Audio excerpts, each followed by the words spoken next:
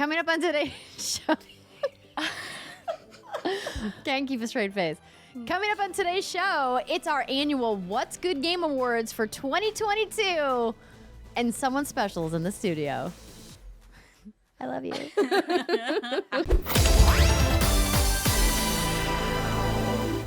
What's good, everybody, and welcome to another episode of the What's Good Games podcast, your source for video game news, commentary, analysis, and funny stuff every Friday, except this week is a special week because we are getting ready to celebrate Christmas, and that means our annual What's Good Game Awards 2022. Oh, that was good. Oh, I love that. Thank you. I mean, I'm feeling festive. You got this gorgeous tree in here. Thank you. That is Brittany Brombacher, ladies and gentlemen. The tree. Yes, the tree is me. Hello. She's Yes. the tree. I am the tree. So I decorated this tree with all pink, purple, and silver ornaments. It's working. So in the What's Good Games color scheme, and I even put some purple lights on it. It even has its own light. Yes. Yeah. Oh, it has its own key light. Yeah. Key light, yeah. Mhm. It does indeed. If you aren't seeing it, it's probably because you're listening on podcasts and not watching at youtube.com/whatsgoodgames. But hopefully you can come over and say hello. Maybe drop a subscription or a comment, a like, maybe, whatever those Wish us other happy things holidays. are. Exactly.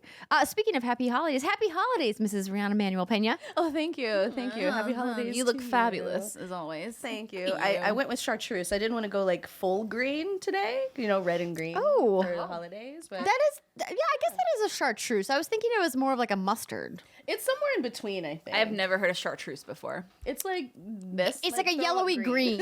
It's not quite throw up green. It's I mean it could have a little vomity air to it. Vomity. I feel like chartreuse is more green though. Yes. More Yeah. green than yellow, but Yeah. not all green. Yeah. Well, it works. You look good in vomit. Thank you. Okay, well, that's not where I thought you were going with that. I am Andrea Renee. Welcome to the show. We are recording this at the end of a long record day after we went to the Game Awards last night. So it's going to get a little saucy in here. And we hope that y'all are here for it because it's a holiday week here in the United States and around the world in most places. And the ladies here are swirling some Chardonnay. And would you believe it, ladies and gentlemen, one Brittany Brombacher is drinking wine. Willingly, is I want alcohol, but I can't do whiskey right now because I had way too much, and it wasn't even that much. I was talking to you. I feel like I'm just a lightweight now, or maybe it's because I didn't eat. I ate a little with you at dinner, Yes. but You had a carrot and some rice. I did have a He little had some carrot chicken. and a piece of And a piece chicken of chicken? and some of that other shit in the rice. So The edamame. whatever it was, it wasn't enough. It wasn't enough. It wasn't enough. So Never whiskey enough. makes me like kind of want to pucker, but wine sounds refreshing and fruity, and it's like one of those weird hangover like cravings. I think. Okay. I don't know. Delicious. It's not terrible. That's what I'll say. It's good. I don't even know what it is. It's a nice light buzz. It's grape juice, essentially. It's old grape juice. Aged. It's not old. Wow. It's expired grape. It's not expired. It's handcrafted and lovingly tended. That's what I'm gonna call wine from now on. Yes, I like some expired grape juice. How dare you? I'll have It's delicious. the I'm shard. upset The now. shard. Okay, but like moldy cheese is also expired, but people still eat that. It's not expired. Blue cheese. Moldy I don't eat that cheese and shit. expired grape juice. Well, cheers to that, Delicacies. everybody. Happy holidays to moldy cheese and expired grape juice. Hell Yes, yeah. exactly. Yeah, that Cheers. Cheers. Well, we are excited because we have our categories. We've retooled them just a little bit this year. We got rid of some that we felt didn't quite flow with where we're at now, and we added a couple that we were excited about. You know what the trick is? Sorry, just don't taste it that much. The wine, you sorry, mean? what? Right. Sorry, the wine. Yeah. Because I just took a. Back to the wine, I everybody. just took a big gulp of it, and whoa, boy! But you can't do that. I try to feel it in my mouth, and but you can't do that. Small sips. Small sips. Okay, sorry. We're back. Yeah, new categories. We've taken some away, added some new ones, and a category that you have wanted to add for quite a moment here, like Yes. the water cooler most viral category, which is Yes. something I think the Game Awards needs. I agree. Absolutely. 100%. I've been saying this whenever we give feedback to Jeff Keighley and his team. I keep stumping for trending game of the year. Yeah, that's a good category. because I 100%. think there are games that kind of take our community by storm, but don't necessarily fit into other categories. And sometimes they do, because obviously, you know, there was some big ones, which we'll maybe talk about later. But other times there's not. Like, for example, when Among Us was the game that everybody was playing. Exactly. You know, the game wasn't new, No. and they didn't particularly do anything innovative or different the year that it became popular. It just was there and it was fun. up. Yeah. Yeah. Exactly. But I want to say thank you to this month's Patreon producers, Chewy's Godson, Alex Rogopoulos, Farrah Satia, Justin Foshi, and Punctified, who we saw at the Game Awards. Yes, we did. Shout He out to leaned Peter. out. He was in the same row as us, and he leaned out and he was like, "Hi." We're like, "Hi." It was I know. really We tried to cute. find each other later, and there was just chaos. There were so many people after the show was done. tough. But it was great to see you, albeit briefly, and welcome to our Patreon community. Oh, wait, those are old. Those are old. Yeah. Never mind. We'll just cut that part. Well, it was great to see you, Peter. And thank you to everybody who has left us. And thank you to everybody who has left us a 5-star review. We can't tell you how important those are to us and how much it means that you give us a few minutes of your time to write about why you love the show and why it's important to you. And if you have yet to do it, there's no time like the present to say, this week is the week. I'm going to open up that app and leave a review for What's Good Games. So thank you to everybody who has done so. We recently charted, I gotta say, Yes, in the United yes. States, top 8, and that's because people are listening to our show. More people are listening into our show. Yay. So yeah, you leave us little reviews, our little algorithm rank goes up. People find our shit, we rank well, we get to brag about it, feel proud about it. Very proud, very proud. Yes, and more people get to find the show, which is important. And today's show is brought to you by HelloFresh, but we'll tell you more about that later. Let's get into the What's Good Game Awards 2022. If this is your first year joining us for our award show, it's very off the cuff. It's very colloquial. Our categories are irregular, but fun. And it allows us to kind of highlight some special moments throughout the year versus just special games or teams. There's plenty of other award shows that, get into those details, but we like to kind of have fun with this episode and kind of remember some great moments that video games brought us. So let's start with the game of the most sleepless nights. Now, this is an award that we omitted last year. Okay. Because Brittany and I were not sleeping for another important reason. And that was because we both had babies last year and there was no sleep to be had amongst the two of us. Not even before the babies were born, because if you've never been pregnant, let me tell you, that last trimester, it's a bitch. Oh, it's worse. The worst. Ugh. I mean, being pregnant in general is typically not physically comfortable at any stage, but the last trimester in particular is egregiously uncomfortable. So we haven't slept, More so what, for some since... people. Yeah, we haven't slept, what, since 2020? Yeah. Fuck. Uh-oh. Yeah, that seems right. We'll cry about that later. yeah. But sometimes we stay up willingly because a video game has us so enraptured we just can't put it down. Oh, yeah. Yeah, and I want to give it a shout out to the patrons who participated. I went to patreon.com/what'sgoodgames, and some of y'all answered our question, so we're going to be able to include your feedback. I'll start. I think, I got 2, but I know I only need to pick 1. I'm going to have to say Xenoblade Chronicles 3. Okay. That is a long-ass game. I think I wrapped up around a little over 100 hours, which is, for some people, like, wow, that's chump. It's like, no. In this day and age, with a baby, 100 hours is a lot. That's a lot. That is a lot. And what I loved about that game was the sprawling world that Monolith made. That's a tongue twister. It's not. It's fine. Anyway, yeah, I was always so excited to explore and discover all the nooks and crannies. And even if there wasn't a lot to find, it was just great to exist in that world. The beautiful ambient music. I mean, they're the ones who did the Breath of the Wild sprawling landscape. So you know what to expect. It was really good. So I would say Xenoblade Chronicles 3. Kept me up. Nice. That's a good one. Oh, it was a good one. That's such a good game. I have 2. The first one was Horizon Forbidden West. I spent a lot of time exploring that world and really doing all the side quests and meeting all the characters, unlocking every part of that map, trying to unlock all of the different machines and Fog of War. everything. I loved that game, and I think it was a really impactful game for me this year for a variety of reasons, which I've talked about at length on the podcast before, but I stayed up so late playing that game routinely until 2 or 3 a.m. and then having to get up at 6 or 7 a.m. with the baby and being like, I regret my decisions only slightly. And then I would do it the next night and be like, one of these nights I have to catch up on sleep. And then, of course, I eventually finished the game. And so I was like, thank God. No, never caught up. Just still waiting for when I can sleep again. And as every other parent out there knows, it's not until they go to college, maybe. So that's my first one. Loved that game. The second one, y'all know what it is. Oh, yeah. Mining in Disney Dreamlight Valley.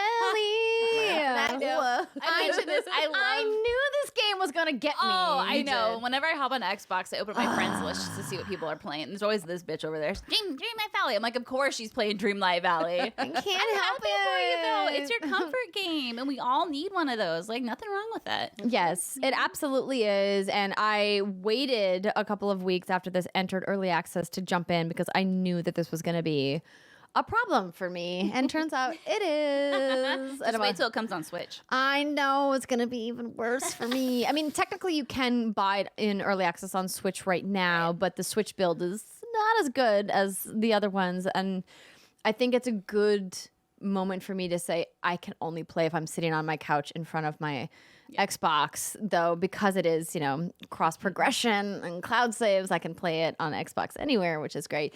But once they put it on Xbox cloud gaming, then I'm done for because it's not part of the cloud gaming yet. But if I can pick up the Xbox app on my phone and play Dreamlight Valley, Oh, no. it's gonna be dangerous. But I played that game a lot. I'm really looking forward to seeing how they continue to update that game. It's supposed to exit early access at some point in 2023 and go fully free to play. And y'all know I'm gonna keep you updated on what I'm doing On those mining adventures. Whoa. Yeah. My most sleepless night game, it's surprisingly not Fortnite. And when we were looking at these categories and talking about moving them around, I at first was like, oh, of course, it's, the game that I play most often. But it really isn't, because Fortnite, at a certain time, I know I need to stop. Yes. You know what I mean? I know I need to stop. It's getting really sweaty. All of the people on the other side of the world are starting to play, and they're better than me. And so I'm going to take a pause. Well, each game ends, and then there's so many good stopping points in Yeah. Fortnite. Exactly. Some games, though, they just keep hooking you. Well, one that absolutely hooked me Can over I and take a over guess? again. Is it Vampire Survivors? It isn't. Oh, okay. It is Call of Duty.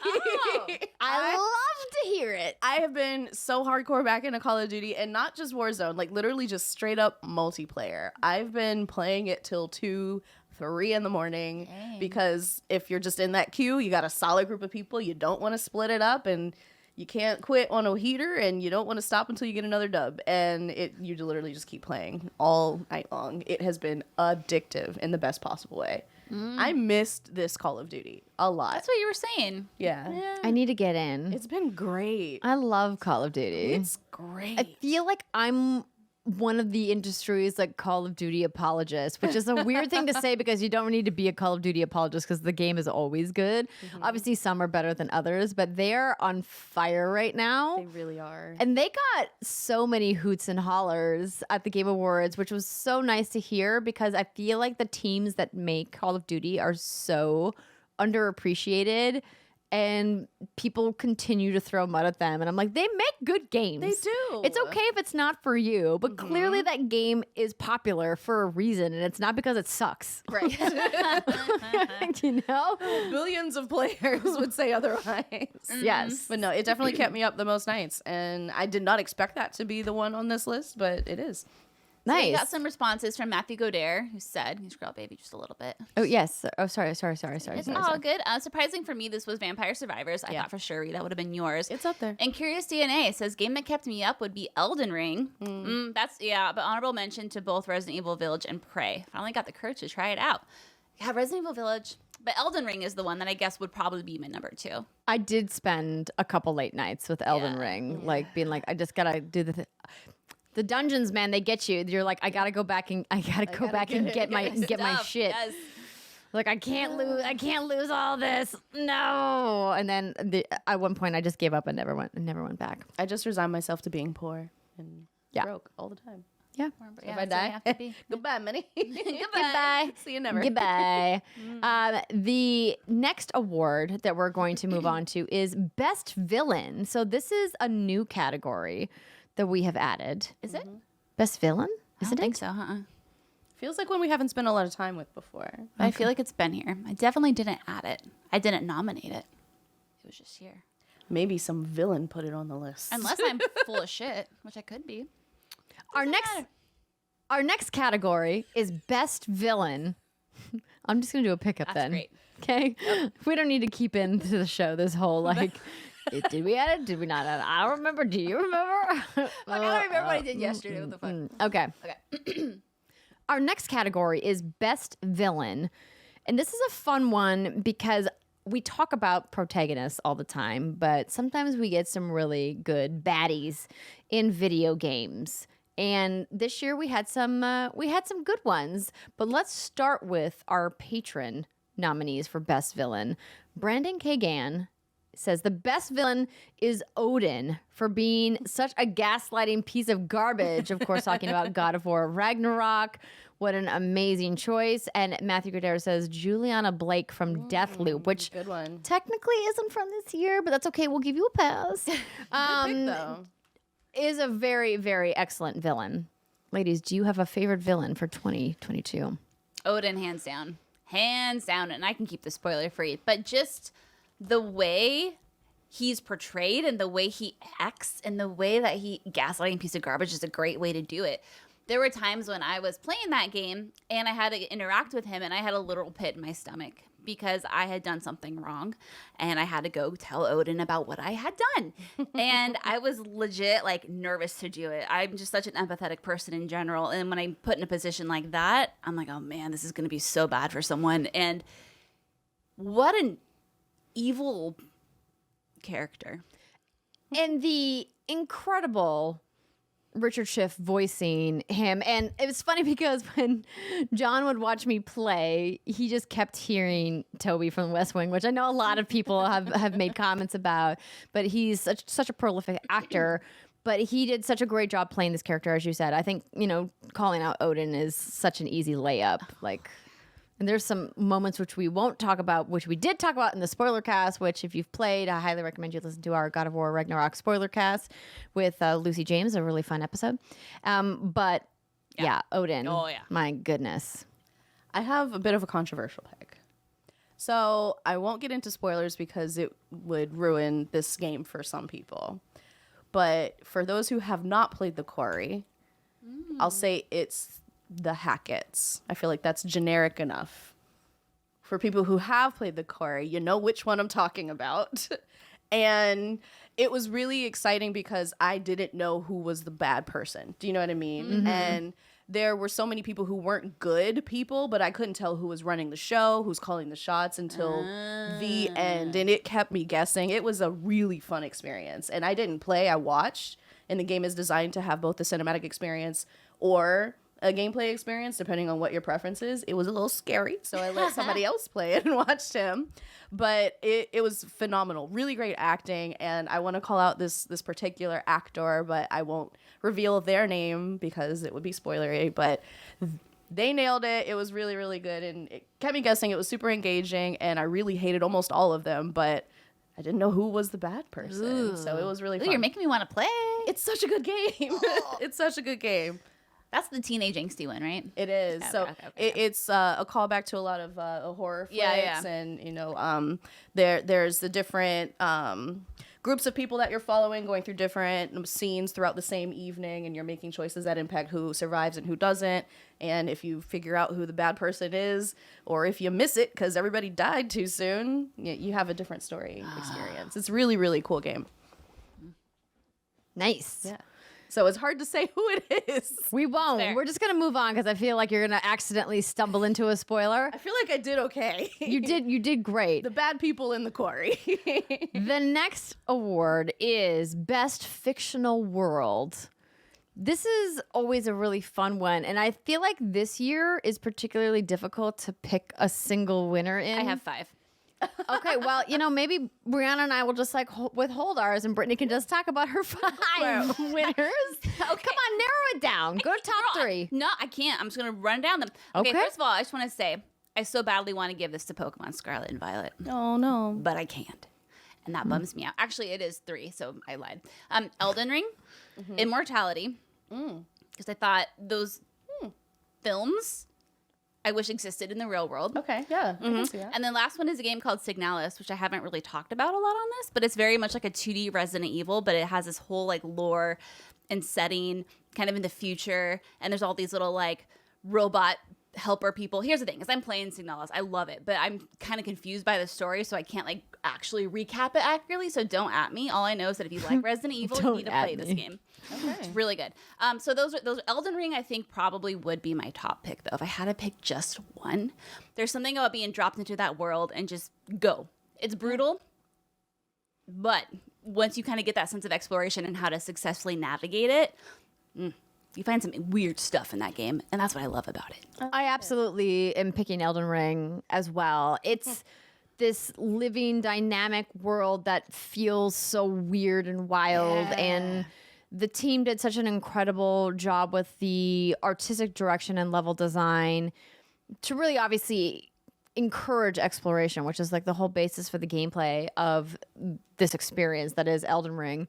But I love how different so many of the areas feel. And as you moved in between worlds, like a lot of them just felt like so larger than life in a lot of ways. And I really appreciated the immersion that you felt when you were moving through the different parts of the lands between. Yeah, and you know it's a good world when you're wondering to yourself, who the fuck came up with this? I mean, Miyazaki-san. There you go. Absolutely. Absolutely. My pick is again maybe a little out there, but it's actually Escape Academy. And I love this pick. Well, here's why. Obviously, I love escape rooms. We've talked about it on the show before, and Andrea and I have played together, and it's been wonderful. I've beat the game. I need to beat the DLC. But what I really love about the world of Escape Academy is they set up, this fictional school or university where people go and they train to become the next presidents or diabolical masterminds. And the idea is it's literally just training you to think, right? And I love the idea of going to a school to learn how to think good. Brain school. Like brain school, big brain school. And everything you see is a puzzle. It's literally like every moment is straight out of Uncharted or National Treasure, where there's like, there's hidden signals in the walls and you got to press a button or like pull a book out from the bookshelf, and then there's a secret world behind it. And I just love thinking that that could be real somewhere at some school.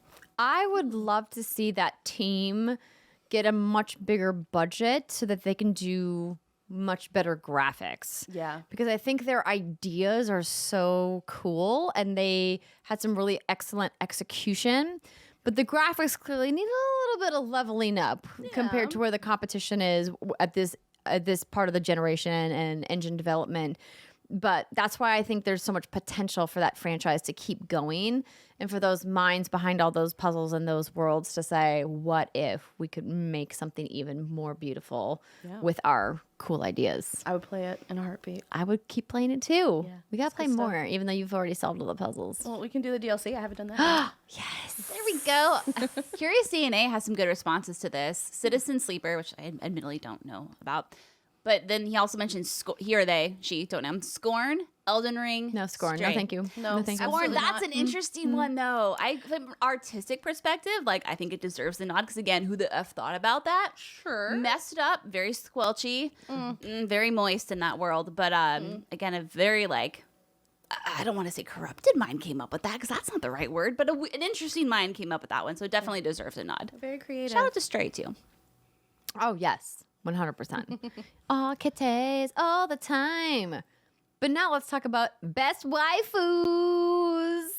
So there's some phenomenal female characters this year, but the one that I think has gotten a little overlooked in all of the talk about God of War Ragnarok is Freya. Yes, Freya. she's on my list. Waifu of the year. She is the winner.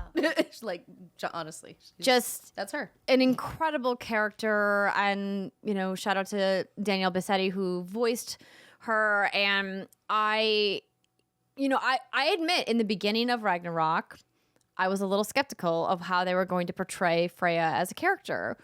But she had some incredibly powerful monologues that were so masterfully written, and then, of course, masterfully voiced by Danielle. And I just love her as a character, both as a powerful queen, as a fighter, as a warrior, as a vulnerable mother, as a friend, as a mentor. Like, such a diverse set of character arcs that she had that she's definitely my waifu of 2022. That's what I said too in my little notes I took. There's something about a woman who can soothe you with her words and the tone of her voice, but then strangle you with her thighs.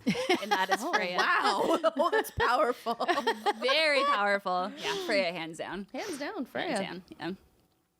Is Freya yours as well? She's mine as well. Oh, yes. And I I love didn't even realize Look at that. A unified response. Hey. Well, Matthew Cadero over at patreon.com/games says Elser from Signalis. Oh, okay. As waifu. And then Josh Hyde said Elaine in Return to Monkey Island. I've not played that yet. Classic. yet either. Elaine. Shout out to you. So many waifus, not enough time. Exactly. But husbandos, of course. Brittany, how are you going to pick? I'm like, Do you also have a list of 5? No, I have a list Is of it 2. longer? No, I have a list of 2. Okay. The first one is going to be Claude Von Regan from Fire Emblem Warriors 3 Hopes, and he is returning from Fire Emblem 3 Houses, which came out like, 2018, 2019? It doesn't matter.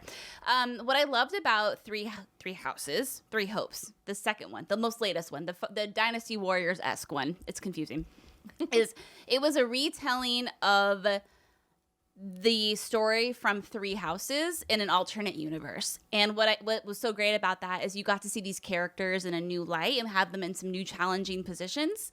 And we got to see a very vulnerable side of Claude that we didn't get to see in the other game. He was challenged by his peers, and like the way he handled that criticism to me, I'm like, boing, great, love you. The other one has to be Zack Fair from Crisis Core Final Fantasy VII Reunion. He kind of starts off with like this puppy dog, like Labrador energy, which is just like, it's cute, it's adorable. But then watching him grow and just kind of become a man, if you will, I'm like, oh, okay, sir.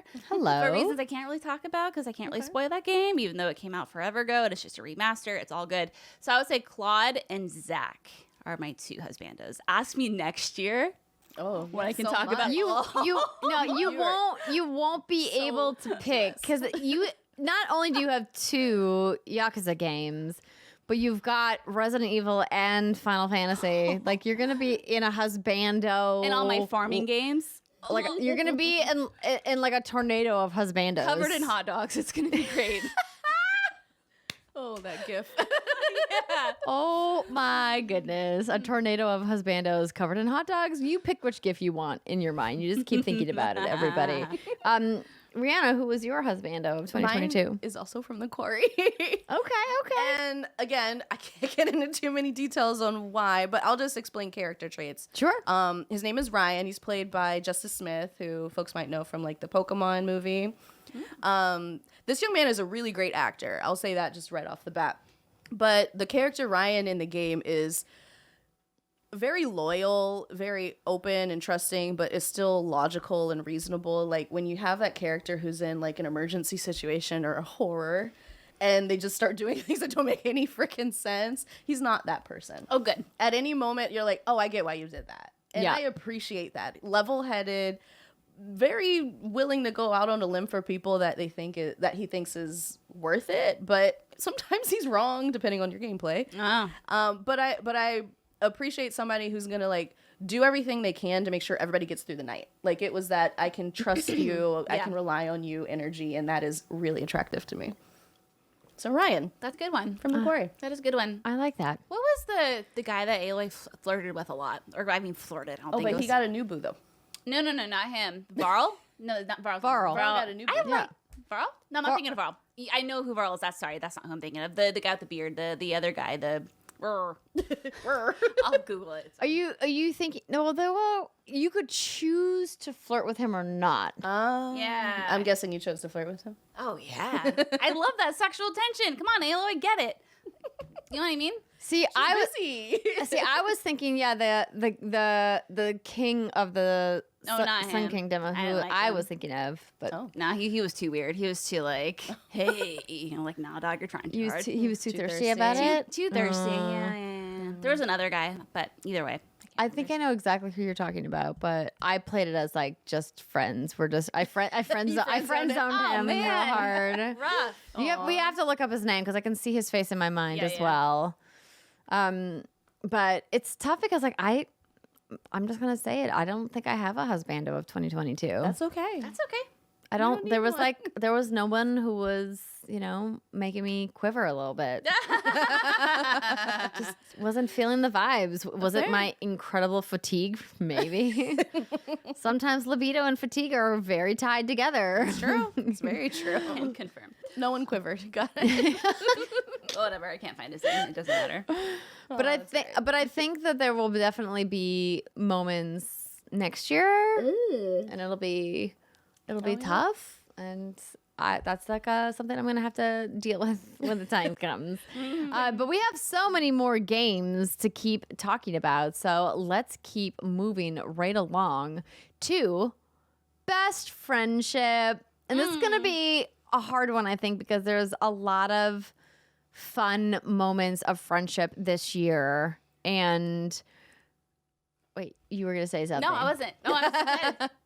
No, because I was gonna mention a game that we haven't really talked about that didn't really get nominated for anything, but that did come out this year that I had fun with was Tiny Tina's Wonderlands. And the party in that game, I think, is such a great representation of like an unlikely group of friends and how they have this like weird banter, but they're all like rolling around together. And obviously your experience with the game and the narrative is going to vary if you played it solo or if you played it with a group of people. Yeah. But I really loved the friendship on display there and like the kind of fun that tabletop experiences and RPG experiences like evoke from your group of friends. And I just wanted to like give that game a call out because I had a lot of fun with that game. And to me, it's like one of the best Gearbox experiences within the Borderlands franchise that I've ever played. It's real good. That's really powerful. Yeah. Another one that may be a little left field. No, I love it. This is good. I feel like I have so many curveballs. Apex Legends. Okay. So the extended lore of Apex Legends is not immediately available in the game. Most of it's through cutscenes. They have some graphic novels. Some of them are really wonderful. You should read all of them. But what I really loved was seeing a friendship development. Well, not the friendship development, the story development around the friendship between the character Octane and the character Lifeline. So Octane is a speedster. His lore is that he did the gauntlet from Titanfall and tried to get through faster to beat someone else's time. Threw a grenade at his own feet so that he could move to the end really quickly with an explosion and blew his own legs off. So that's a strategy. Yeah. Mm-hmm. Intense. He's a thrill seeker, very much lives on the edge and loves action and very impulsive, but a fun-loving person. And then you have character Lifeline, or Ajay Shea. She is, a legacy to this incredible empire of people who claim to be helping folks across the galaxy, but maybe their intentions are otherwise motivated, but she truly wants to help people. So she comes into the battlefield as a healer. She wants to make sure everybody gets back on their feet when they're knocked down. Like, she's very supportive, very, again, that strong, stable, get us through the night energy. Yeah. But the two of them are actually friends, and they both come from powerful parents who are maybe a little bit nefarious, and their paths have crossed, and they've helped each other kind of foil their parents' organizations on multiple occasions. So we got a video of one of these moments, and it was just so beautiful to see them both coming together. And Octavius, he ends up in the hospital, and Ajay's there treating people, and she's like, "Why are you here?" He's like, "I was actually doing some bad stuff. Don't tell my dad." And she helps bust him out on the condition that he helps her steal some stuff that would foil a plot that her parents are supportive of. And it's just wonderful to see their dynamic of like, they both want to do better than their parents, and that motivates them individually, but they also help each other so much. And it was just really beautiful. I'm glad you talked about that, because when I think of Apex, I don't think of narrative or story or lore. It's not in the game, but you do get moments if you're playing like on a team with, whatever third character, and you have an Octane and you have a Lifeline, you'll get some dialogue between them, as the characters are just running around collecting things, shooting people. They'll say like, "Oh, like that time I helped you and you got me arrested." Like, they'll reference stuff like that in the Apex games, and I think it's really cool. That is cool.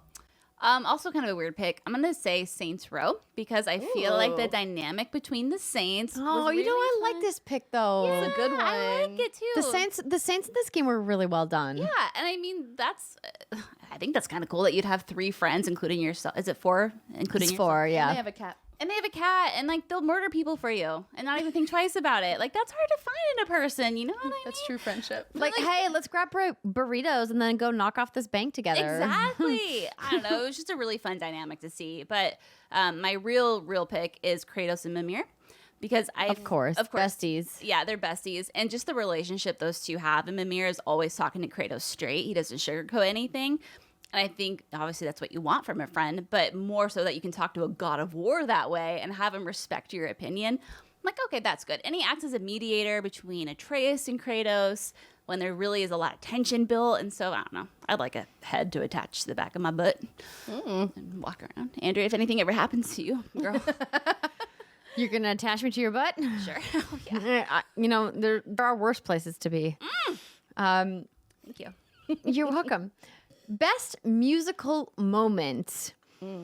I want to call out our Patreon responses first because I love them so much. Matthew Godair says every moment of Trombone Champ. And like, Forgot about that Forgot game. about that. I dabbled in Trombone Champ, and that game is just too hilarious for me to take seriously. So Trombone Champ, for people who are unfamiliar, is essentially a rhythm and music game in the vein of a Guitar Hero or Rock Band. But instead of going like down an alley, it's like side scrolling, but you play with keys on a keyboard and you essentially have to slide between notes on a trombone. And some of the songs are egregiously difficult. And it's hilarious because you're basically just playing out of tune trombones. It's like, try this. and it's It's like, really you funny. can't not laugh at how stupid it sounds. It's a good pick. So I love that call out. Andrew Cotton says "Creep" from Life is Strange 2 Colors, which again is not from 2022, it's from last year, but that's okay. We still got to give you the shout out because Life is Strange is great. But I love that. You're right that like that moment was chef's kiss. Curious DNA says has to go to the Barnacle Goose experiment. I have not heard of this game. Because I didn't really expect that game to have anything more than some annoying sounds. And I don't know what the Barnacle Goose experiment is. Okay. Like that's something I've literally never heard of before. No, I have not either. I'm trying to figure out what this is because you mentioned this game a few times. So it's I don't know what it is. Is there no It's a thing. explanation? Okay, it's a horror idol clicker. Oh, okay. Oh no, a horror idol clicker. So I'm still not entirely sure what this game is, but I am intrigued now. So I'm gonna have to keep looking into it. Huh. Okay, here we go. It's an idle clicker about a researcher locked in a biodome tasked with generating a working world out of their own body. Huh. Okay. Well, that sounds very interesting. Yay for innovation. I have 2 real quick. The first one has, again, Saints Row. There's a mission where you have to steal something off of a yacht. And you steal the thing, and then the yacht starts to blow up, and then DMX's Party Up starts playing. Yes. And it's like the perfect timing for it. So like that was really fun. And then for reasons I can't really go into, I would say Blood on the Snow in God of War. The best musical moment for me was one that I actually uploaded online. It was in Gotham Knights when you are in a prison scene with doing a mission for Harley Quinn, and you essentially have to chase this key that she's attached to a balloon. And because Harley being Harley, you get into this like prison yard, and there's this giant brawl happening between the guards and the prisoners, both of which you are not on either side of. And it's this punk rock cover of Livin' La Vida Loca. What? Oh, wow. And it's so good. And there was people online that were shitting on it, like this is so stupid and, Oh, no. and too on the nose. And I loved it because I was like, it's Harley Quinn. It just felt so thematically on brand with the kind of chaos that she is in. And I could just imagine Harley on stage singing this cover as she's sending your character. I was playing as, oh my God, who was I playing as? Batgirl, I think. and just going on this chase after this freaking balloon, and you have to take out, like, there's like I think 50 different NPCs that you have to fight before it triggers the end of the sequence. And it was just such a fun moment of many moments in that game that I think were underlooked, because that game, I think, didn't get received as well as, you know, I feel a lot of us were hoping it was going to. And it had flaws. Like, this is not the show for me to go into all the flaws that Gotham Knights had, but there were some really fun moments in that game. I love it. I don't really think I have a pick in this one. Nothing from the Quarry. No, surprisingly. The music is great, and I did love this game. But no, nothing stood out to me in memory. There's a lot of really great music in games, but it's all like sort of ambient and background for me. Sure, yeah. Like, is there like a soundtrack that sticks out to you the most? Like a TMNT or like a Cult That's of a the good one. Lamb, Yeah. but nothing that, like, none of these moments that, you know, clearly stick in your mind. Right. And probably because I didn't finish a lot of games this year, so maybe I didn't get to those. That happens. Yeah. Most people don't finish games. Fun fact. Yeah. Our next category is best costume. And this one's obviously very subjective, and it's tough because there was a lot of great costumes across many different games. But our patrons, Brenda K. Gon, says Horizon Forbidden West, which I love. Thank you for the call out. That's not a real answer, Brandon. I'm just going to call you out because I'm going to look up the name of the specific set of armor that I loved from Horizon. But do either of you ladies have a costume that you wore in a game that you were like, this is the one? Oh, yeah. Okay. Number one, real quick again, shout out to Saints Row. Tons of awesome customization options in that game. I had my girl walking around in all leather with these like hot red heels. It was great. But the main one here is going to be from Xenoblade Chronicles 3, the swimsuit pack DLC. Ooh. Packages. Swimsuit. Girl, packages and titties for days, all across the characters. But I mean, honestly, it was pretty fun to have them in that, and that's one of the only real costumes I ever messed around with. But it was very distracting when you're having like these pivotal narrative moments when like and that's an emotional game, but they're all wearing their bikinis. You're like, okay, like, I can get behind it. Like, Just silly. yeah, that's a great game.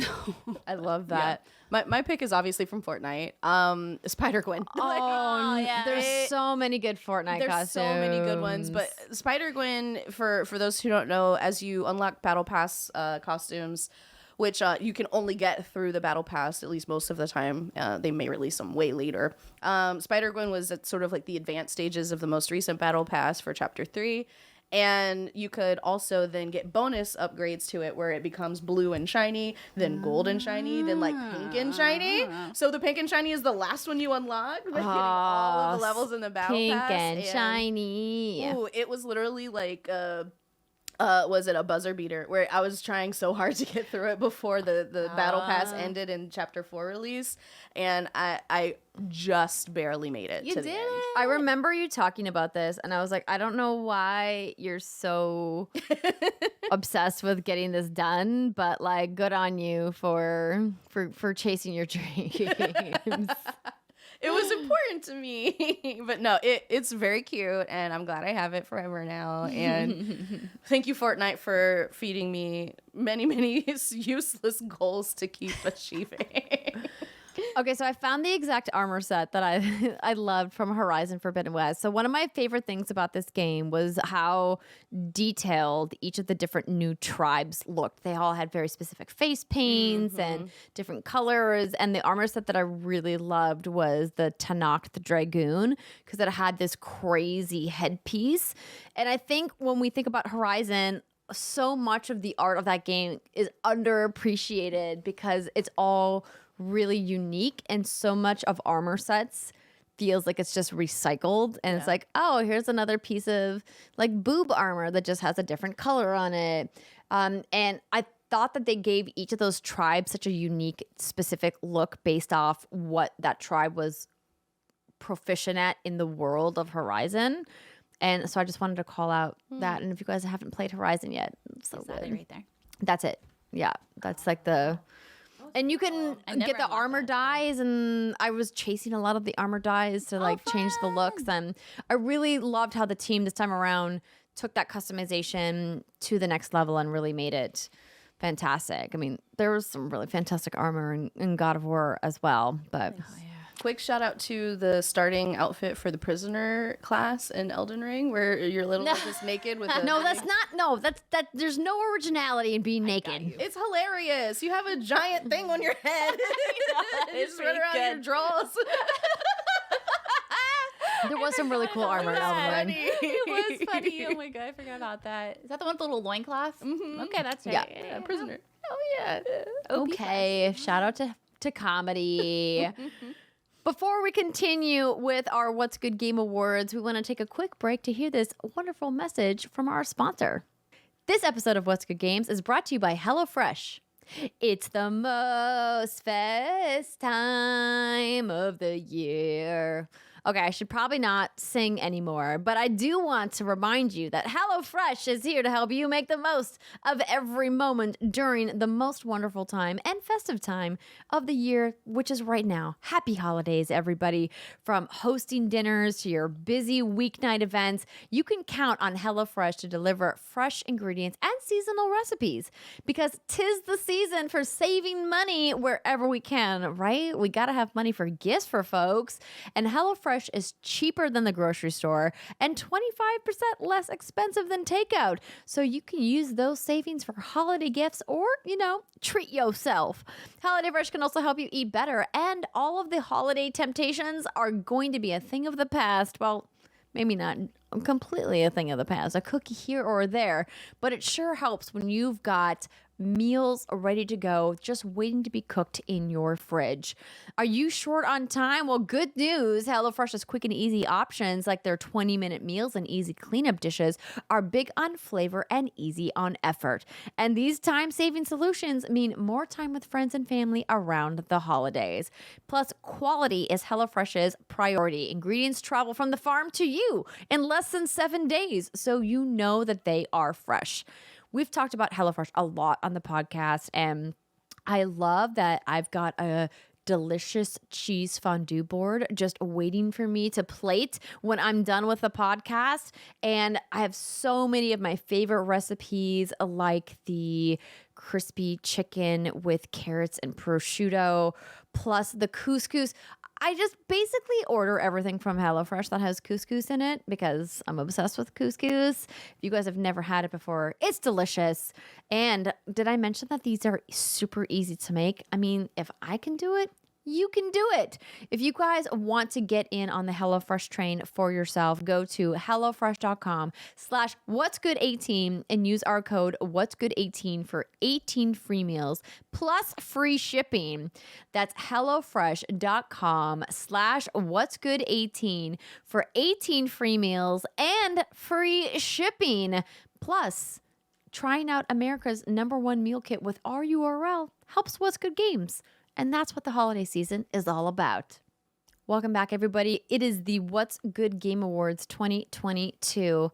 And it's time to talk about Bow Chicka Bow Wow, the best romance. Ooh, I got one for this, ladies. Okay, I'm going to keep this spoiler free. It's going to be about Xenoblade Chronicles 3. But I wrote it down because I could not talk about it right now because I'm very tipsy.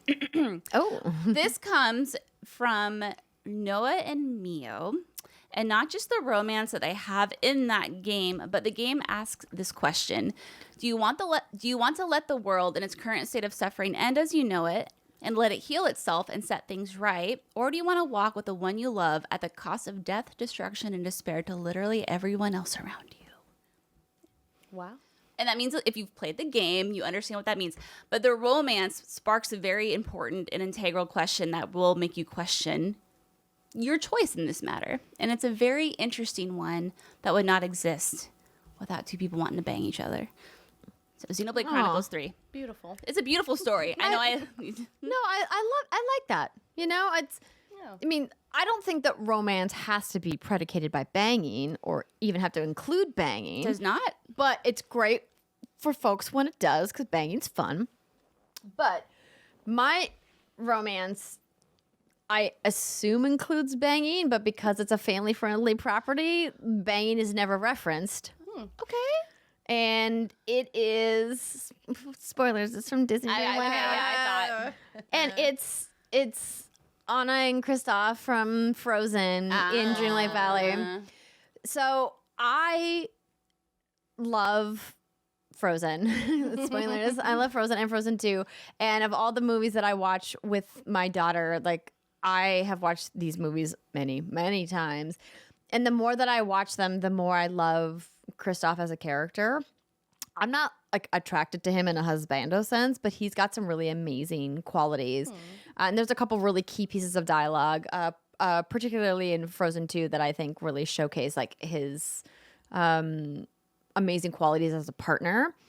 But in Dreamlight Valley, there is a storyline where the whole idea is that there's this, forgetting that's happened, and these night thorns have taken away the memories of the residents of Dreamlight Valley. And one of the storylines is that you have to go to Kristoff and say, in order to help save the valley, you have to help me with this spell that is going to take away all of your memories of your love and life with Anna. Oh, Wow.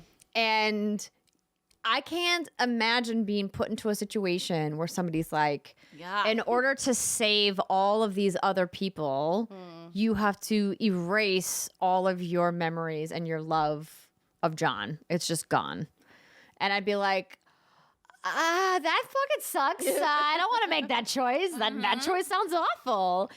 And I know that the game seems like this simplistic, like life sim, but that's like a really big thing to tackle. Yeah. And Kristoff, to save the valley, of course, is like, well, and your character kind of says to him to convince him to do it is like, well, you made her fall in love with you once, like you could do it again, yeah.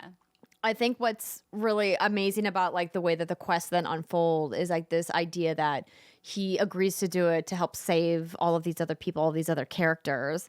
And then you get to go on these individual quests where you're helping Anna and Kristoff kind of rediscover their love for each other. And it's That's like wholesome as fuck. and the romance between them is just like, it is wholesome. And I think it, like, despite the fact that the game is like this like super simple game and it's like based off these Disney characters, like it kind of like hits you in the heart in a way of like, what if you had to make that choice with the person that you love in your life? Reminds And me a lot how of the would you get them to Xenoblade- fall the back in love Xenoblade with you? thing. You Yeah, know? and it is. Yeah. Ooh. So it's like, whoa. to me, that was like, I know it's like technically their romance is not of this year. They're not original characters, but the way that it was presented in Dreamlight Valley, I thought was really, It counts. really counts. It counts. That's a good one. Yeah. That is a good one. And then Josh Hyde from patreon.com/what's good games. Shout out to Varl and Zoe in Horizon Forbidden West. I did really love their romance. Unexpected, because I think a lot of people were thinking that there was going to be like an Aloy Varl thing that happened. And instead he's like, oh, hey girl, hey. Yeah, and there's a scene in there where she's watching them like flirt and maybe kiss, and I thought that I sensed maybe jealousy on her face, and I'm like, oh, are they exploring this? But I think she's happy for her friend. Yes. Yeah, absolutely. Our next award is Best NPC, meaning non-playable character. So video games are filled with NPCs. Some of them, have no dialogue and barely any facial animations whatsoever. And some of them are very detailed and very important to your character. And this is such a fun category because it's like it can run the gamut each year about who is the best NPC. Brittany, who is your favorite NPC? Thrude. Oh, what a great pick! Oh, and obviously for spoiler reasons, I can't get too into it, but it's the story, and she is a young woman, and I think we've all been there, where you're trying to find yourself, but maybe you don't have the support of everyone around you because you feel like they just don't understand you, and you don't know why you feel like they're against you. And then, communication's important, and then communication happens, and you kind of learn. Anyway, like, she is such a strong character, and I love her because she's so ambitious. She has her doubts. She's a little worried about her future or whatever, but she still pursues it, and she still goes for it.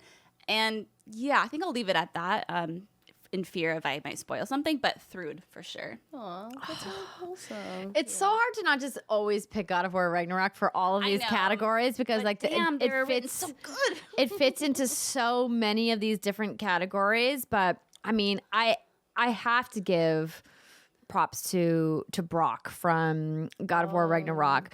every time you like walk up to him at one of the shops that you find, and they're always just like randomly in the world. Him and Sindri. I mean, I could easily pick Sindri too because like they just like pop up and randomly appear.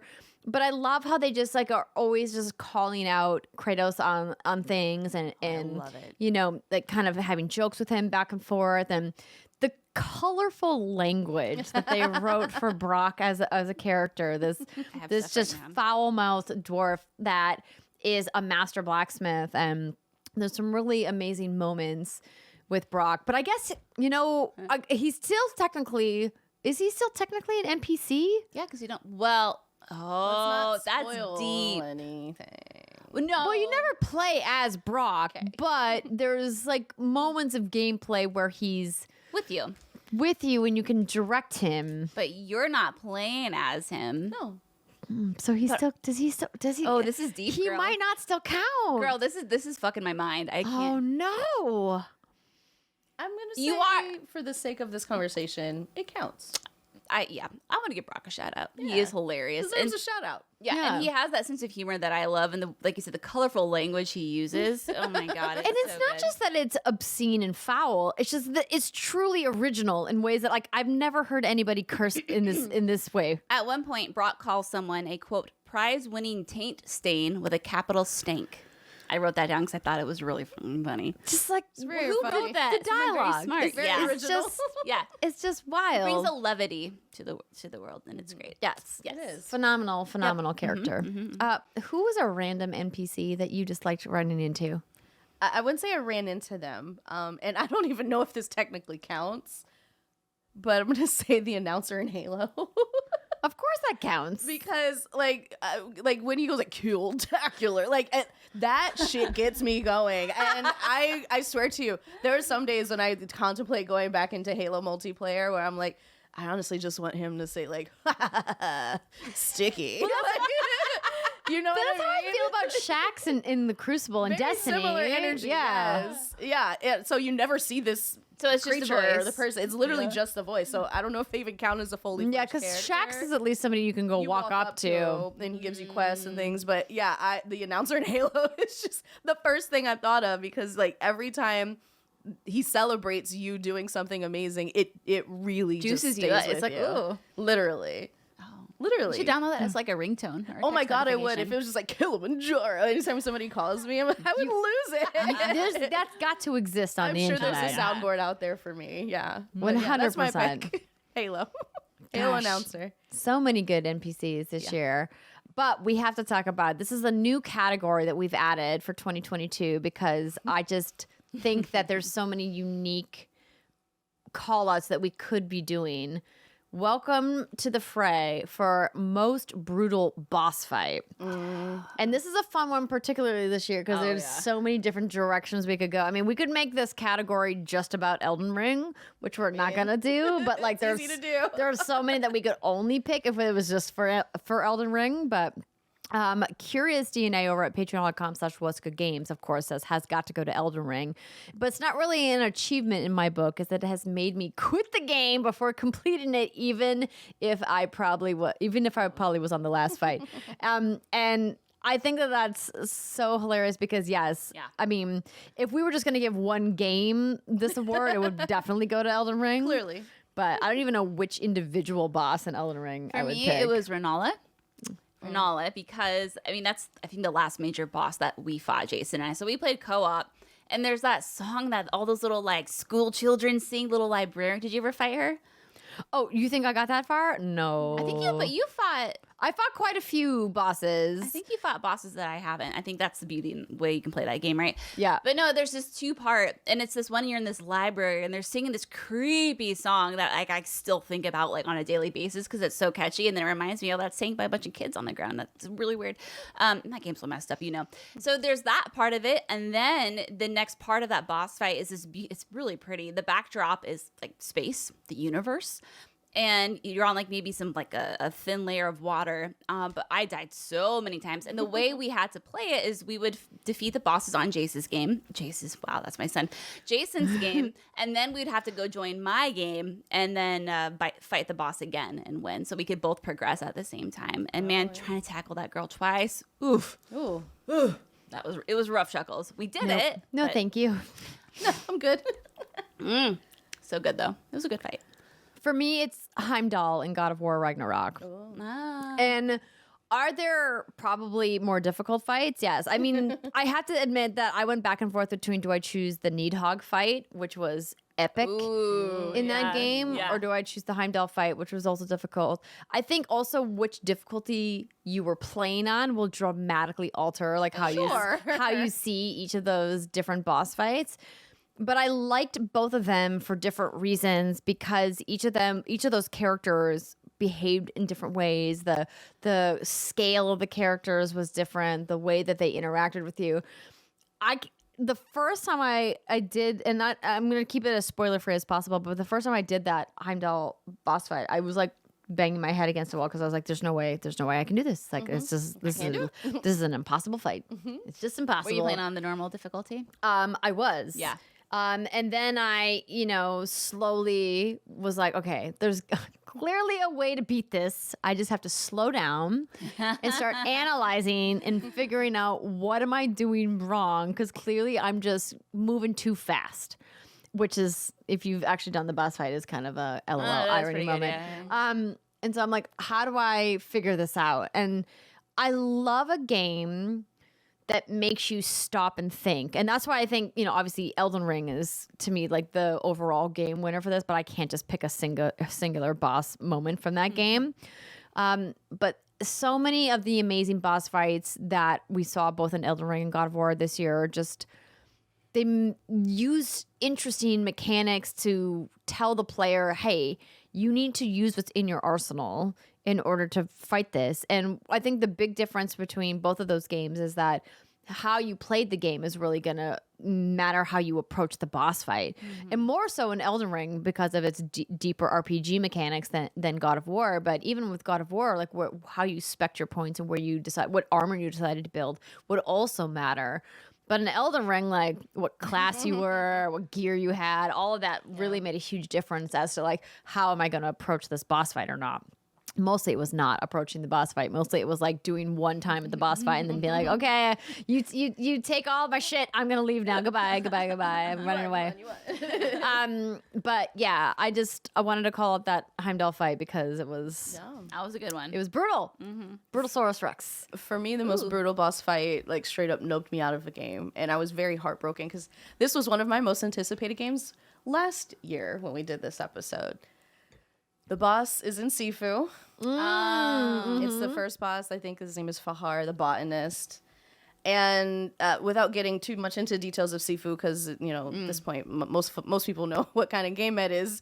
It's a tough action, right? It's very brutal. It plays a lot like a fighting game. I'm really shitty at fighting games, and he just took me down almost every time. I beat him twice, but because of the mechanics in Sifu, by the time I beat that boss, I was decrepit and like a very advanced age, and I could take maybe one or two hits in the next section after that, and I would die.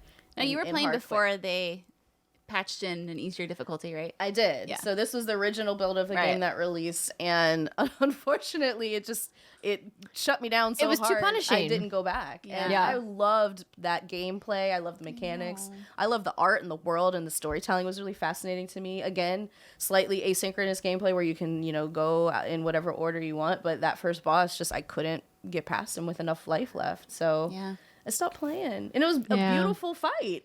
And I enjoyed watching it, but then I just kept getting my ass handed to me, and I had to stop. Sometimes that's just the way the cookie crumbles, you know? Yeah. Moving on to most shocking moments. So we have in the past done most agonizing choice, most emotionally devastating moment. Even most shocking moment is going to be a little bit tough because this is a spoiler category. Meaning it's tough to pick a most shocking, devastating, or agonizing choice without spoiling a key narrative component. So if you are concerned at all about spoilers in this category, just check those timestamps, skip right over this, on to the next category, and you've been warned. Now let's talk about our most shocking moments. I have a feeling that most of our shocking moments are going to be the same. Well, I can go go first. Yeah. because Okay, mine yours is probably not. No. It's not neither devastating nor spoilery. Okay. So many people have heard of Vampire Survivors. Yes. But I would say fewer people know that there's a lot of hidden gems in that game, lots of hidden bosses, new characters, levels, and things. And I would say for me, the most shocking moment was actually accidentally finding a boss in the first level because there was a question mark on the map, and I was like, I'm gonna go to that question mark. And I see it, and it's a coffin, and there's like a ring of like bats or whatever it is. I can't tell, it's like 2D, but like this ring of things pulsating around it. And I noticed I could start to chip away at them and maybe like start killing some of them off. Enemies still swarming me as the Vampire Survivors mechanics entail, but then I'm slowly like revealing this circle around the this coffin, and I'm like, oh, okay, so there's something in there. And so as I like start chipping away at the ring of bats around this coffin, the enemies are still swarming me, but then the coffin opens, and it is another character that I hadn't unlocked yet. Ooh. And I didn't have to like do anything to unlock it. I didn't have to pay into it. It's literally just I was curious and I found fun? them. That was really exciting. And I was love like, that. I didn't know I could do that. I love that when they put little surprises like that into the game that are completely optional. You could totally miss it. It's really That's a good fun. choice. Great game too. I know you need to play But yeah. it. Okay. Do we have the same I moment? think we a little something to do with a little guy named Odin. So, little guy Yeah, Another- yeah, another yeah. spoiler tag, This is a just big in spoiler tag case. for God of War Ragnarok. If you haven't finished the game, our most shocking moment, I think, collectively, is when the game reveals that Tyr, the God of War, is not actually Tyr. It's Odin all along. Dun Oh dun my dun. That was so wild. And again, like shout out, because we talked about this during the spoiler cast. Shout out to Brock for picking up on the bullshit. Yeah. For being like asking all these questions. Like, what do you mean you have a portal there? How did you have that? Everyone's ready to follow Tyr, and Tyr's suddenly like, yo, I got a sword and I got a shield. Like, let's go. I'm ready to raise arms again.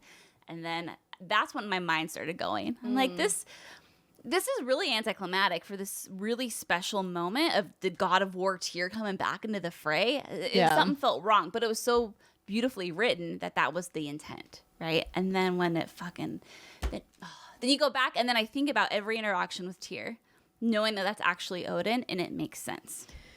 I think I'm going to at some point have to like replay and then watch those scenes with a more watchful eye, and I'm sure it's all there. Watchful And I eye. know that there's probably already breakdowns on YouTube that exist about it, but it was like such a crazy moment that I never saw coming. That I love a good twist. Yeah. And that was a huge one for the narrative of that game, and I hope everybody gets to experience that game because it's just phenomenal. But let's move on to our next category, most viral moment, or actually I should say most viral game. And this is one that we've also added for this year because I've been wanting to have a recognition for a game that takes everybody by storm, that everyone's talking about, everyone's playing. Yes. But it doesn't necessarily fit into like, oh, it's the best action adventure game, or it's the best RPG, or they have the best voice performance, or whatever the traditional categories are. But it's just a game that everyone's playing for some explicable reason. And I love Matthew Godair's nomination of Wordle. I think that's the right one. Everybody be playing Wordle. My mom and all her friends still play it every single Was that day. this year? That's this year. That's it how was long last this year. year really has been. Are you sure? Look at this Wild. year. I'll look it up. No, I will say recently, depending on when you're listening to this episode, there was a strike of the Guild at New York Times. Yes. And they did request that people take a hiatus from their Wordle streaks.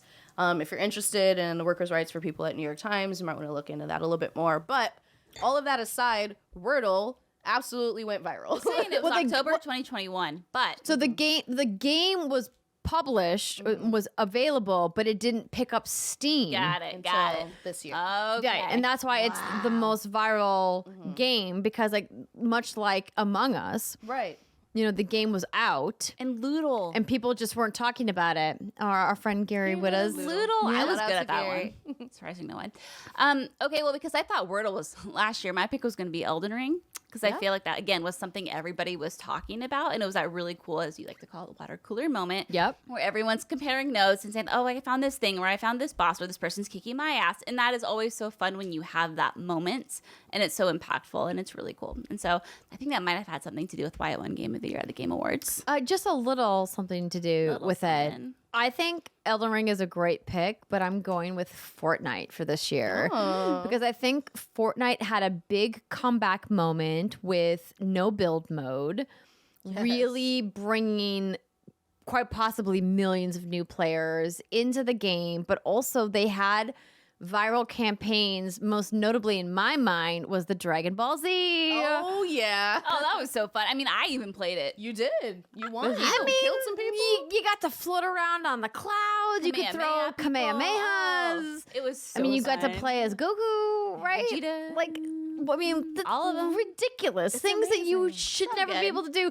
And I think it's so hilarious, the different mashup of IPs that are happening in Fortnite now. Yes. Isn't Geralt coming? Yes. Yes. Okay, that's what I Geralt from The thought. Witcher is coming to Fortnite. Doom guy's in there now. And I love it. I just remember like being in like my Mandalorian costume, flying around on my little cloud, and I think John like walked by and he's like, "This is wrong. This shouldn't exist. I don't know what's happening. Why are we doing these It's things?" like IP Switzerland. Like all of them. Yes, had it places is. there. Perfect. I really especially love it. I'm so glad you mentioned it, Andrea. Like the intent and the thought and the actual execution of all of these different IP integrations with the Fortnite team at Epic. Like they literally have a redeploy mechanic that you could just make anything in the game where you fly up and you get to like sail back down to another spot to move quicker across the map. But they decided to make that the Nimbus Cloud. And it's like there's just so many thoughtful things that they do to bring these IP into the gameplay that already exists that you're already familiar with. And it's just done so well. Like it's seamless. That's why they're so goddamn popular They're and good. pretty good at making this game. Oh man, that was fun. We don't need to pump up Donald Mustard anymore than he's they're already been they're pumped losing up. so much money. They're killing it. And I'm really looking forward to the way they're going to keep innovating that game into next year. It's just the idea that they could have been, like a flash in the pan kind of game, like taking advantage of this hot battle royale genre. They could have died off quickly. Like we've seen a lot of people rise and fall in the battle royale genre. And Fortnite continues to dominate because the team at Epic that they've built is doing great work, not only to bring in these awesome IPs that I think people are attracted to, but also just like the gameplay continues to be fun and they keep innovating and keep bringing reasons for people to come back and keep spending money. Stop, please stop. I can't keep buying every dance that you put out, but I love them all. It's just, it's too good. But we want to keep moving on. We have just a couple more categories to talk about. And these two are fun ones, arguably the best ones. Yeah. Games that surprised you. So I love this category because it reminds us that sometimes we walk into a year with games that are our most anticipated, which we have a whole episode dedicated to next week.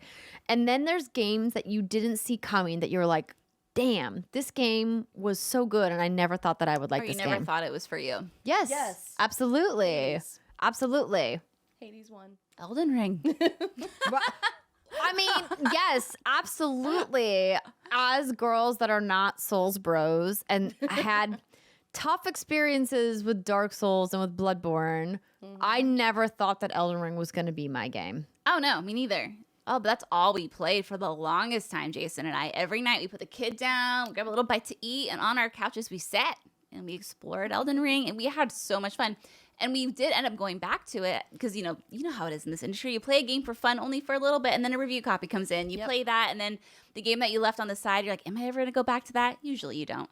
But we actually did go back, and I still think about that game, and I still think about that wonder and sense of exploration that I got while playing it. And while I think there are some mechanics of that game that can be fixed, like your co-op, I don't know why you make it so dang annoying to group up with people, because people want to play it co-op. Yeah, the multiplayer in that game is legitimately broken. It's so stupid. Yeah, but my God, once you actually get in, it is fun. And I never thought, I think I'm like 45 hours into Elden Ring, and I never thought that would be for me. But it is, and I love it, and I want to go back to it. But, Final Fantasy calls, Crisis Core calls. There's a lot calling. There's a lot calling me. So that's probably my number one. I do need to give a shout out to Signalis again, because that is like, I just can't stop raving about it. 2D Resident Evil It has the survival horror elements. It has the inventory management. It has that top-down kind of like tank controls that I know probably turn a lot of people off, but for me, it gets me all hot and bothered. And has that interesting new universe that you only learn about by playing and discovering and reading lore and reading little notes scattered around. So good. I don't know where this game came from, but it popped up in my inbox from a lovely PR person, and they're like, "Hey, we know you like Resident Evil. You might like this." Yeah. You were right. Spoilers, you pegged me. Da-da-da-da-da-da. Yeah. I think for me, most surprising game is Vampire Survivors. Yeah. And not necessarily like I didn't think I would like the game. I didn't think I would have like 100 hours in it at this point. And Wait, 100 hours? I'm at 80 something. Nice. Okay. It's definitely going to be more over the break. So I love it. yeah, it's one of those games where each round is a maximum 30 minutes, so I know exactly how much time I can spend playing each round. If I can get there, most of the time I don't. But it's very simple and surprisingly deep. And there is very minimal control. It is incredibly accessible and approachable. You're literally just steering and choosing upgrades. That's all you do. You don't button mash, you don't fight, there's no timing, like you're literally just moving around and choosing an upgrade. And somehow they managed to make that so incredibly intricate and like a very high skill level ceiling that I can play it for 80 hours and still be discovering new things. It's great. Ooh, I need to Great play game. that, but I'm scared to play it. It's addictive. Because I know, that's what I'm saying. But I'm telling you, 30 minutes and it makes you stop. Like you cannot continue further. Oh. Yeah, okay. And it's on Xbox Game Pass, and now it's free on mobile. Also great on Steam Deck if you have one of those. You know, that's a little bit more of an investment, but Just saying. this is tough for me because there's a lot of games that were on my list of games that like I wanted to play, but didn't have time to play. But I mean, I just echo Brittany's sentiments about Elden Ring being like the most surprising game of 2022 for me, because I walked into that game being like, I have to play this game because everybody's talking about it. And if I'm going to give it a good shot for Game of the Year considerations, I have to play. And then there I was, you know, like 30, 40 plus hours in being like, why am I still playing this game? I thought I hated this game. Don't I hate this game? The way I talk about it makes it seem like I hate this game, but I don't. And I think the reason is that clearly the team at From Software received the feedback that we need to make the game more approachable from an exploration standpoint. And I think that open world element that they added this time around, instead of more instances, because obviously parts of the Dark Souls games was more exploratory, but it wasn't in the same way, obviously, that Elden Ring was.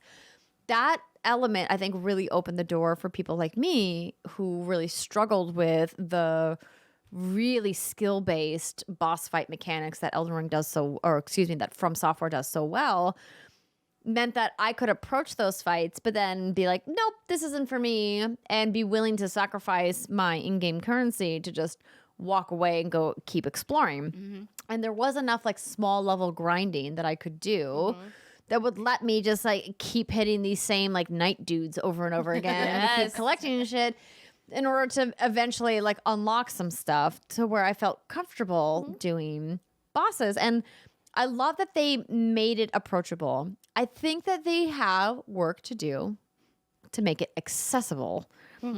Specifically, I'm using that word because I think that From Software failed accessibility tasks like on every level. And that's why it's not my personal game of the year. I think that that team did some incredible work. And I'm like, you could have made this game like a masterpiece if you would just put your artistic vision aside a little bit to be like, hey, we can have both art and accessibility merged as one, which God of War Ragnarok clearly succeeded at in spades. I don't think that you could you have to sacrifice what your vision was in order to have it be accessible. Just have to think and work harder. But I was surprised that I kept, like Brittany said, you're just up. You just keep going back, You get so pissed because you keep going back. Yes, it's like a love-hate relationship. It's like, why do you keep letting me come back for this abuse? Stop abusing me. I don't like it. But you do like it. But you like it. You keep going back. Because like you're like, I'm gonna master you, bitch. And then you never do, and then you give up and you leave forever. Which is what happened to me.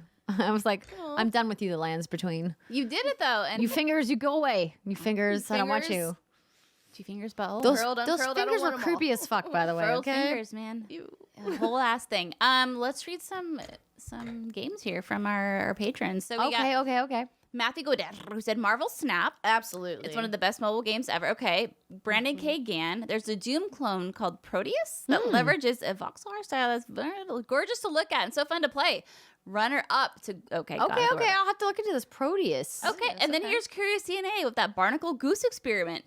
Because at first glance, I was 100% sure this was not a game for me. Then I played it to the very end. Okay, that's what I'm going to have to check out. All right.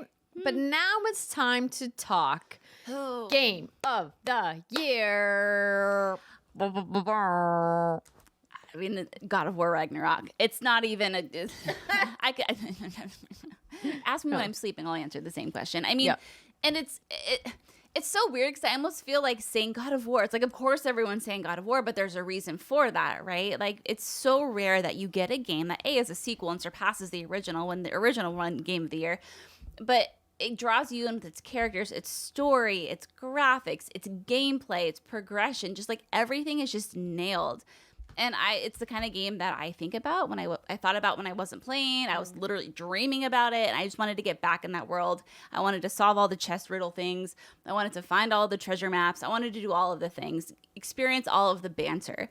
And some of the most pivotal story moments, and I won't say any what they are just so emotionally devastating, but so beautifully executed that it makes you wonder, where are they going from here? And the possibilities are really exciting. So, Yes. Yeah. Oh. It was really hard for me to choose between Horizon Forbidden West and God of War Ragnarok because I wanted to, and I did, spend more time in Horizon Forbidden West than I spent in God of War. And I think part of that was I had no desires to do like the Muspelheim bullshit of like go to these arenas and test your might against like waves of enemies. And I was like, no, fuck you. Like I never like that mechanic in video games. I never have any desires to go to arenas and like test my might and fight the fighters and like practice your skills. I'm like, no, thank you. I'm good. And so I think that part of the game never hit for me. And the part of the game that did is obviously these incredible stories about these relationships, which was so masterfully done on so many levels that I'm not going to go into. We've already talked about it. But what I want to highlight about why it was tough for me to choose between that and Horizon was because I wanted to spend more time in Horizon. I loved the combat. I loved the traversal in that game, which we didn't get in God of War, right? We got the same canoe and we're like paddling around. Right. And I love that in Horizon, we got so many more unique ways to go through that world, like the different machine mounts and the way that they felt as you rode them and how they actually had different gallops and different cadences. And then, of course, when flight was unlocked, being able to fly through the world or even just run through the world as Aloy was so unique. And then the different side quests that made me care about these characters and just the animation team is so underappreciated. Nobody is doing mocap facial animation for side characters the way that Gorilla is doing in that game. Like they are, to me, are like the pinnacle of this is how good game animation in narrative cutscenes can look. And that made me invested in caring about these stories because normally as a hero, you're sent on all these bullshit side quests. It's like, oh, I'm sorry, am I trying to save the world? And I appreciate in God of War that they're like, they gave you narrative reasons to slow down and they called it out. And there was a lot of fourth wall breaking in that game that I appreciated because a lot of it was really like humorously done. But also they made some real compelling reasons like Kratos wants to spend as much time as he can with Atreus because a father and son, you know, on planet Earth only have so much time together. You know, regardless of if like Ragnarok is coming, like you only have so much time with the people you love in your life. And like maybe we can put the big thing aside, be like, let's have a small moment. And that message is impactful, I think, to all of us if we slow down and like process what that message is trying to tell us. But what I loved about Horizon is that they brought in these storylines that are so often overlooked. Like the particular ones that stood out to me was there was a soldier who was hiding a relationship with another soldier from his parents. That's a same-sex relationship that he's worried about, like what are his parents going to think. And they like really masterfully kind of like, you know, made that fit into this gameplay world of Horizon. And then there's the story about this elderly parent who clearly has some kind of dementia, and like how their son is like, or their daughter is like trying to deal with it, and like, what do I do, and how do you talk to them about it when they don't recognize you sometimes, and really big impactful storylines that also translate to real world.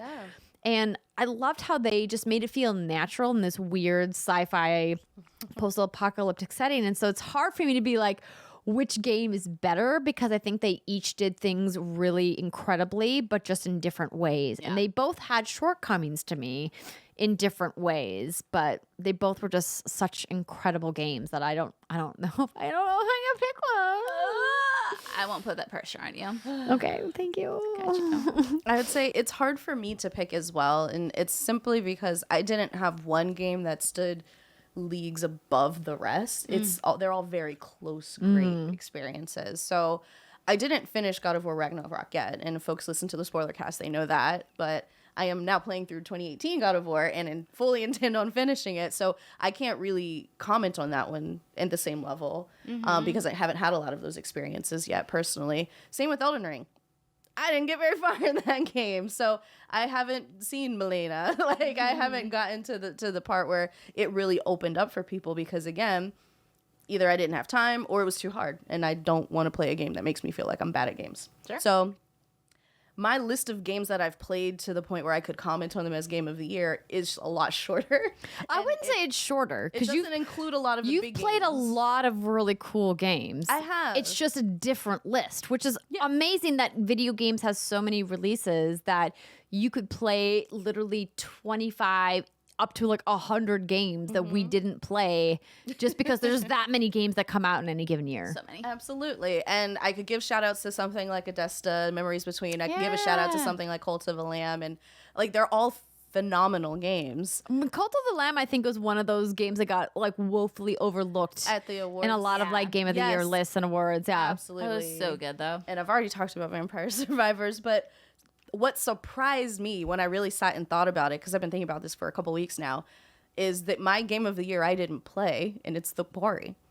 I watched the playthrough of the Quarry. I watched Danny play through the entire game, backseat gamed a little bit here and there, as the game is designed to do. Absolutely. And the thought behind making a 90s horror movie video game would absolutely never appeal to me. And I loved every moment of it. I love that, like a lot of these games in the, the Man of Medan sort of universe, you have many different paths, many different the Dark Pictures outcomes. anthology. Dark Pictures anthology.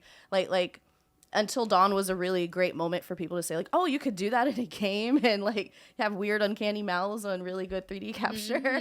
And yeah, they did it again. The teeth look great, but Shout out to Teeth. shout out to good Teeth are hard. They are hard, but the characters were incredibly compelling, super, super intriguing. They developed different personalities based on what you did in the game. Some people's version of Ryan was way different from mine, and I love Ryan. Some people don't.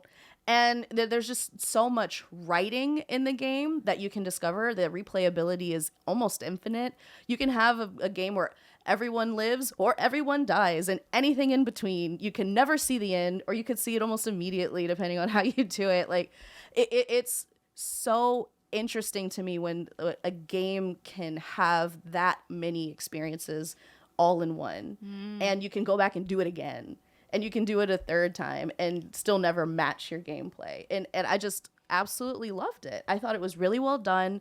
The podcast that they made as a companion piece to the game is really good. About that. It's very interesting, very funny. Yeah. And obviously I'm a big fan of podcasts here.